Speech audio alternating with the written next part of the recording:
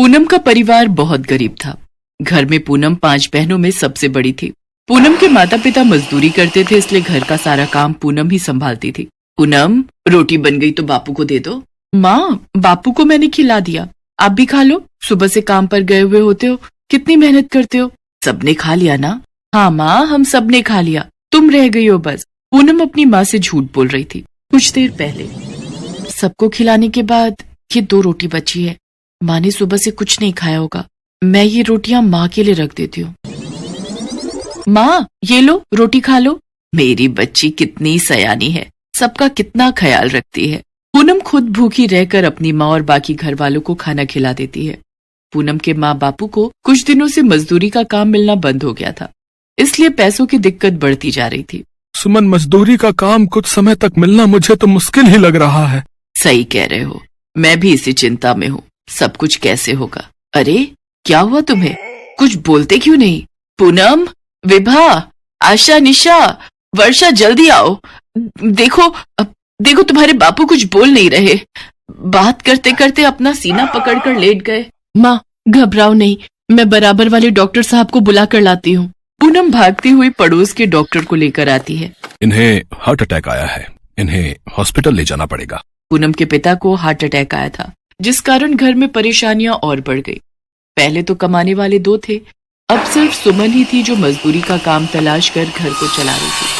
पर मजदूरी के काम से भी सुमन कितना कमा लेती। पूनम अपने घर की परेशानी को देखकर बहुत चिंता में थी। एक दिन जब सुमन काम से लौटी, विभा, पूनम कहाँ है? माँ, पूनम दीदी तो हम सबको रोटी देकर और बापू को दवाई खिलाकर कहीं गई है, बोल रही थी थोड़ी देर में आ जाएंगी। ऐसे कहाँ गई होगी, मैं देख कर आती हूँ, मुझे तो चिंता हो रही है। तभी पूनम आ जाती है। पूनम, कहाँ गई थी तू बिटिया? माँ, तुम अकेले ही काम करती रहती हो, मैं सोच रही थी थोड़ा बहुत काम मैं भी कर लूं। तुम अकेले ही कब तक मजदूरी का काम ढूंढती रहोगी? कई बार तुम्हें काम मिलता भी नहीं है। बापू की भी तबीयत ठीक नहीं है। माँ, मैंने पड़ोस वाली गीता चाची को बोला था, कोई काम मिल जाए तो बता देंगी।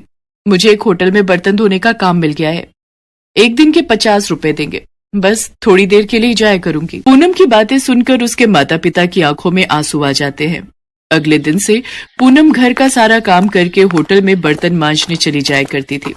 जब उसकी चारों बहनें अपनी बहन को मेहनत करते देखती थी, तो वो भी पीछे से घर का काम करने लगती थी। पूनम जिस होटल पर काम करती थी वो एक साउथ इंडियन होटल था। धीरे धीरे पूनम की अच्छी आदत को देखते हुए होटल के मालिक ने उसे वहां की साफ सफाई का काम भी दे दिया।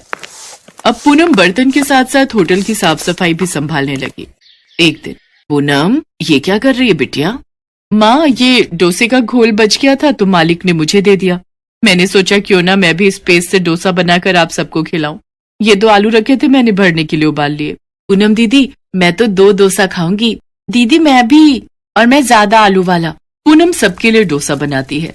उन बेचारे गरीबों ने डोसा सिर्फ बनते देखा था पर खाया कभी भी नहीं था। माँ, ये लो, तुम भी लो। बापू, बिल्कुल जरा सा तुम भी खाकर देखो ना। दीदी, तुम तो आज बिल्कुल डोसे वाली लग रही हो। पूनम, ये तो बहुत स्वादिष्ट लगता है। बिल्कुल हल्का पापड़ जैसा है ये तो पूनम। विभा की बात सुनकर पूनम सोचने लगती है, अगर मैं डोसा बनाकर बेचूं तो मैं अच्छे पैसे कमा सकूंगी, फिर माँ बापू को भी काम नहीं करना पड़ेगा, पर उसके लिए मुझे थोड़े पैसे जोड़ने पड़ेंगे। पूनम ने मन में सोच लिया था कि वो डोसा बनाने का काम शुरू करेगी, इसलिए वो पैसे जोड़ने लगी। माँ, मैं सोच रही थी क्यों ना मैं डोसा बनाने का काम शुरू करूं, मैंने कुछ रुपए अलग जोड़ लिए हैं। पूनम, तू कितनी समझदार हो गई है मेरी बच्ची, हम तो तुझे कोई सुख दे नहीं पाए, पर तू हमारे लिए कितना कुछ सोचती है। पूनम सुमन के साथ जाकर डोसा बनाने के कुछ बर्तन खरीदती है और फुटपाथ पर ही एक मेज लगाकर डोसा सांभर बनाकर बेचने लगती है। धीरे धीरे कुछ ग्राहक वहां आने लगते हैं। पूनम के हाथ के बने डोसे बढ़िया होते थे और सबसे बड़ी बात कि वो अपने स्टॉल को बहुत साफ सुथरा रखती थी। सस्ते दामों में ग्राहकों को बढ़िया डोसा मिल जाता था। पर एक दिन, माँ, बारिश के दिन शुरू हो गए हैं, अब मेज पर दुकान लगाना मुश्किल हो जाएगा, मैं कैसे काम करूंगी? निराश मत हो, तूने इतनी मेहनत से काम शुरू किया है, कोई ना कोई रास्ता निकल ही आएगा। पूनम दीदी, क्यों ना आप घर से ही डोसा बनाकर लोगों को दो, हम यहाँ भी तो जगह बनाकर काम कर सकते हैं। हाँ, ये तो मैंने सोचा ही नहीं था। पूनम ने घर पर से ही डोसा बनाकर बेचना शुरू कर दिया। शुरू शुरू में उसे काफी परेशानी आई। माँ, घर से डोसा बनाकर देने में कमाई कम, नुकसान ज्यादा हो रहा है। आज भी बहुत सामान बच गया, लोगों को पता नहीं चलता कि यहाँ डोसा मिलता है। पूनम दीदी, आजकल मोबाइल फोन का जमाना है, आप सबसे पहले एक मोबाइल फोन खरीदो, हम उस पर लोगों को बता सकते हैं कि हमारी डोसे की दुकान है। पूनम दीदी, निशा ठीक कह रही है, सबसे पहले आप एक ऐसा मोबाइल फोन लो जिसके ऊपर आप लोगों को अपनी दुकान का पता और खाने का सामान भेज सकती हो। आजकल सोशल मीडिया पर बहुत लोग ऐसे ही काम कर रहे हैं। अपनी बहनों की राय से सहमत होकर पूनम एक मोबाइल फोन खरीद लेती है। विभा के पड़ोस में रहने वाली उसकी सहेली मोबाइल फोन के बारे में जानती थी। वो उन लोगों को सोशल मीडिया के वो सारे ऐप बता देती है जहां से पूनम ऑर्डर पर अपना डोसा बेच सकती थी। धीरे धीरे पूनम एक सफल डोसे वाली बन जाती है। उसका डोसा बनाने का काम चल पड़ता है। शहर में पूनम का एक साउथ इंडियन रेस्टोरेंट भी खुल जाता है। ऑनलाइन ऑफलाइन पूनम का डोसा रेस्टोरेंट खूब कमाई करता है। पूरा परिवार मिलकर इस काम को संभालने लगता है। आज पूनम की मेहनत और हिम्मत से उसके परिवार के पास वो सब कुछ था जिसकी उन्होंने कभी कामना भी नहीं की थी।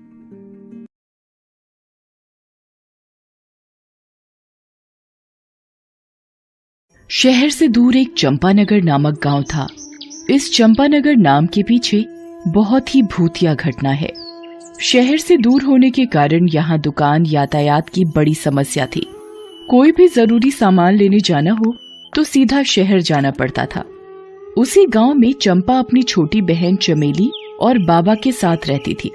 अच्छा बेटा, मैं शहर किसी काम से जा रहा हूँ, कुछ दिनों में वापस आ जाऊंगा। तुम दोनों घर का ख्याल रखना। बाबा, मेरे लिए शहर से चाट पकौड़ी लाना और मेरे लिए समोसे और पानी पूरी। अच्छा अच्छा, लेते आऊंगा। तुम दोनों एक दूसरे का ख्याल रखना, ठीक है? और कुछ जरूरत हो तो रामू चाचा के घर चले जाना है? जी बाबा। अच्छा, मैं चलता हूँ। चंपा और चमेली बाबा को दरवाजे से विदा करते हैं। दीदी, हम चाट खाएंगे, बड़ा मजा आएगा। मजा तो आएगा। कुछ दिनों बाद चंपा और चमेली के बाबा अपने शहर का काम निपटाकर गांव वापस आ जाते हैं और साथ में दोनों के लिए पानी पूरी और चाट भी लाते हैं। चमेली बाबा को देखकर बहुत खुश होती है। बाबा आ गए, बाबा आ गए। बाबा बाबा, क्या आप हमारे लिए पानी पूरी और चाट लाए हैं? हाँ हाँ बेटा, मैं तुम दोनों के लिए ढेर सारी पानी पूरी और कचौड़ियाँ लाया हूँ। चंपा और चमेली बड़े मजे से बाबा के चाट और पानी पूरी खाते हैं। चमेली पानी पूरी का आनंद उठाते हुए कहती है, काश हमारे गांव में कोई पानी पूरी वाला होता तो कितना मजा आता। हाँ चमेली, फिर तो हम रोज पानी पूरी खाते। कुछ दिनों बाद गांव के छोर में मोहन पानी पूरी और चाट सेंटर का ठेला दिखाई देता है, जो सभी को फ्री में पानी पूरी खिलाता है। गांव में नए नए पानी पूरी सेंटर खुलने और फ्री में पानी पूरी मिलने के कारण सभी लोग वहां जाते हैं और फ्री में मिल रहा पानी पूरी और चाट का खूब आनंद उठाते हैं और मोहन की तारीफ करते हैं। वाह भैया, मजा आ गया। क्या पानी पूरी बनाते हो, और फ्री में भी खिलाते हो। वाह वाह वाह वाह वाह, कितना अच्छा काम करते हो तुम भाई। अरे कहाँ, ये सब तो आपकी मेहरबानी है और लोगों का पेट भरना मेरा पेशा। हाँ भैया, बड़ा मजा आ गया। बरसों बाद आज इतनी स्वादिष्ट पानी पूरी चखी है। आहा, और खाइए और खाइए, चाट भी खाइए, सब कुछ फ्री है यहाँ। मोहन की मुफ्त और स्वादिष्ट पानी पूरी की चर्चा सारे गांव में थी। चमेली भी मोहन पानी पूरी सेंटर गांव में खुलने और उसके स्वादिष्ट होने की चर्चा सुन रही थी। वो दौड़ी दौड़ी बाबा के पास गई। बाबा बाबा, हमारे गांव में एक नया पानी पूरी वाला आया है, वो सबको फ्री में पानी पूरी खिलाता है। लोग कहते हैं उसकी पानी पूरी बड़ी स्वादिष्ट है, हमें भी उसकी पानी पूरी खाने चलना चाहिए। क्या, मुफ्त में? हाँ दीदी, वो सभी को मुफ्त में पानी पूरी और चाट खिलाता है। अरे ये तो गजब हो गया। हम कल ही बात कर रहे थे कि काश गांव में कोई पानी पूरी वाला होता और आज वो बात सच हो गई। अरे वाह, ये तो बड़ी अच्छी बात है। हम कल ही चलेंगे। जी बाबा। अगले ही दिन से मोहन पानीपुरी सेंटर में भीड़ बढ़ने लगती है। गांव के सभी लोग मोहन की पानीपुरी और चाट चखना चाहते हैं। ठेले के चारों तरफ ग्राहक खड़े पानीपुरी और चाट का आनंद लेते हैं। वाह भैया, मजा आ गया। क्या पानी पूरी बनाते हो, आहा, और फ्री में भी खिलाते हो। वाह वाह वाह वाह वाह, कितना अच्छा काम करते हो तुम भाई। मोहन भाई, मजा आ गया। वाह, खाइए खाइए, खूब खाइए, बच्चों को भी खिलाइए। कितना अजीब जलजीरा है, लगता है पीते रहो पीते रहो। आहा, शुक्रिया शुक्रिया, और लीजिए। वाह, मोहन काका जैसी पानी पूरी कभी नहीं खाई। कुछ ही दिनों में मोहन के मुफ्त में पानीपुरी के चर्चे सारे गांव में थे। अगले दिन चमेली बाबा के साथ पानीपुरी खाने के लिए तैयार थी। अरे, अब चंपा कहाँ है? उसे पानीपुरी खाने नहीं चलना? चंपा रसोई में कुछ काम कर रही थी, वहीं से आवाज आई। नहीं बाबा, मुझे थोड़ा काम है, आप मेरे लिए पानीपुरी पैक करा कर ले आना, मैं यही खा लूंगी। अच्छा ठीक है। अच्छा ठीक है दीदी, मैं ले आऊंगी। दोनों पानीपुरी खाने चल देते हैं। वहां पहुंचने पर उन्हें पता चला कि वहां काफी भीड़ है। बहुत से लोग पानीपुरी खा रहे हैं, जिसे देख बाबा और चमेली बहुत प्रसन्न हुए। दोनों मोहन के पास गए। मोहन, अब तुम्हारी पानी पूरी और चाट के बारे में बहुत चर्चे सुने हैं। जरा हमें भी चखाओ, हम भी तो देखें तुम्हारी पानी पूरी कैसी है। चमेली बड़ी खुश थी। अरे आइए आइए, आओ बेटा आओ, ये लो खाओ, खूब खाओ और मजे करो। है सब फ्री में है, पेट भर के खाओ, ये लो। बाबा और चमेली दोनों पानीपुरी खाते हैं और उसके स्वाद में खो जाते हैं।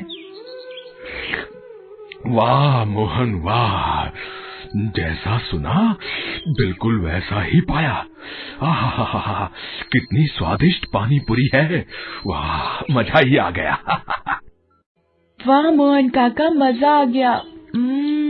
लोग सच कहते हैं, इतनी स्वादिष्ट पानीपुरी तो आज तक न खाई थी। थोड़ा जलजीरा और मिलेगा? हाँ, क्यों नहीं, ये लो और खाओ, लो। चमेली और बाबा दोनों पेट भरकर पानीपुरी खाते हैं। काका, आज तो मजा आ गया, कल फिर आऊंगी। बिल्कुल बिल्कुल बेटा, जरूर आना है, बिल्कुल आना। अच्छा मोहन, एक प्लेट पानीपुरी पैक कर दो। बाबा और चमेली चंपा के लिए पानीपुरी पैक कराकर घर ले आते हैं। चंपा उन्हें घर के करीब आते देख बहुत खुश होती है, लेकिन घर के नजदीक पहुंचते ही उनकी पानीपुरी की थैली को कुत्ते छीन कर ले जाते हैं। ये देखकर चंपा बड़ी निराश होती है। तुम निराश मत हो चंपा, हम कल फिर से पानीपुरी खाने चलेंगे। चंपा खुश हो जाती है। उस रात बाबा और चमेली के पेट में थोड़ी तकलीफ होती है, लेकिन कैसे भी उस रात उन्हें नींद आ जाती है। सुबह होती है तो चंपा को कराहने की आवाज सुनाई देती है। उठकर देखती है तो दो बूढ़े व्यक्ति उसके बाबा और उसकी बहन की जगह लेटे हुए थे। ये मुझे क्या हो गया? दूसरा बूढ़ा आदमी इतना बूढ़ा था कि वो बोल भी नहीं पा रहा था। सामने बूढ़ी दादी और बूढ़े व्यक्ति को देख वो अचंभित हो जाती है। अरे दादी, आप कौन हैं? और यहाँ कैसे? और मेरी छोटी बहन चमेली और बाबा कहाँ हैं? अरे दीदी, मैं चमेली ही हूँ, आपकी छोटी बहन चमेली। पता नहीं कैसे मैं बूढ़ी हो गई। चमेली, तुम इतनी बूढ़ी कैसे हो गई? मुझे नहीं पता दीदी, कल रात तक तो मैं और बाबा ठीक थे, लेकिन आज सुबह होते ही मैं और बाबा। चमेली रोने लगती है। चंपा भागकर बाहर जाती है तो देखती है कि वहां सभी लोग बूढ़े हो चुके हैं और दर्द के मारे कराह रहे हैं। हर तरफ चीखें और पुकार थी।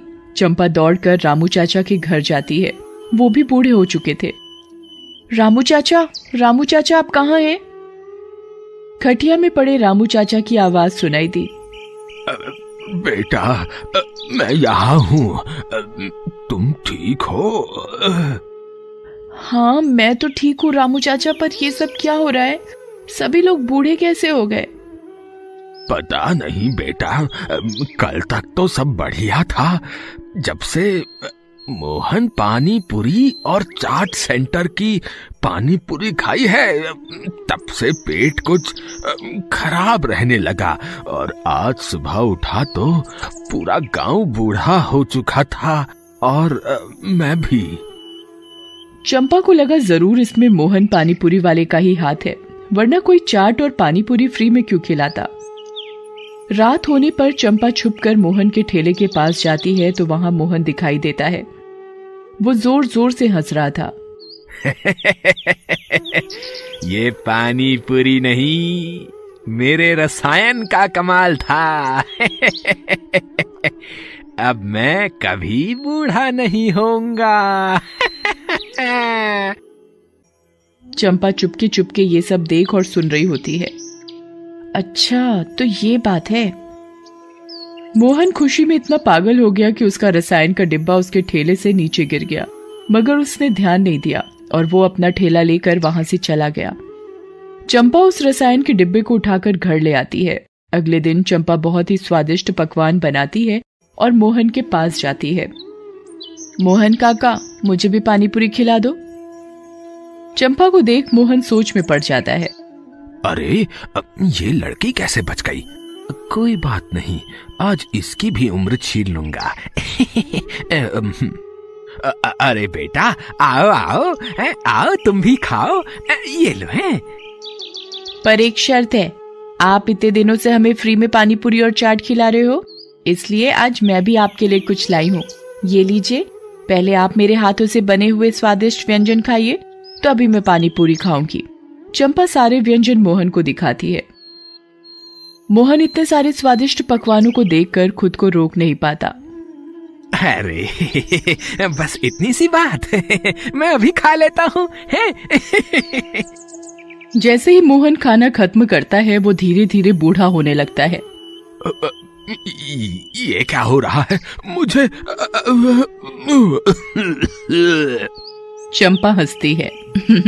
वही जो तुमने गांव वालों के साथ किया। खुद का रसायन खुद चख कर कैसा लग रहा है भूतिया पानीपुरी वाले? मैं तो तभी समझ गई थी कि दाल में कुछ काला है जब तुमने पूरे गांव को फ्री में पानीपुरी खिलाई। पानीपुरी वाला धीरे धीरे बूढ़ा होने लगता है। अरे मेरा रसायन कहाँ गया? मेरा रसायन कहाँ गया? तुम्हारा रसायन? तुम्हारा सारा रसायन इन्हीं स्वादिष्ट पकवानों के साथ तुम्हारे पेट में है। और वो भूतिया मोहन पानीपुरी वाला बूढ़ा होते होते गायब हो जाता है। धीरे धीरे सभी गांव वालों को उनकी उम्र वापस मिलने लगती है। अरे देखो देखो, मैं ठीक होने लगा, मैं ठीक होने लगा, मेरी उम्र वापस आ रही है। चमेली और उसके बाबा भी अपनी असली उम्र में वापस आ जाते हैं। चंपा की ये बहादुरी देख सभी गांव वाले उसकी तारीफ करते हैं। चंपा, तुमने अकेले ही हम सबकी जान बचा ली, तुमने कमाल कर दिया। नहीं रामू चाचा, ये सब आपकी देखरेख का ही कमाल है कि मैं जल्दी ठीक हो पाई और उस भूतिया पानीपुरी वाले को सबक सिखा पाई। वाह चंपा बेटा, तुम्हारी चतुराई और बहादुरी से आज सारा गांव बच गया। मुझे तुम पर गर्व है बेटा। तब से सारे गांव वालों ने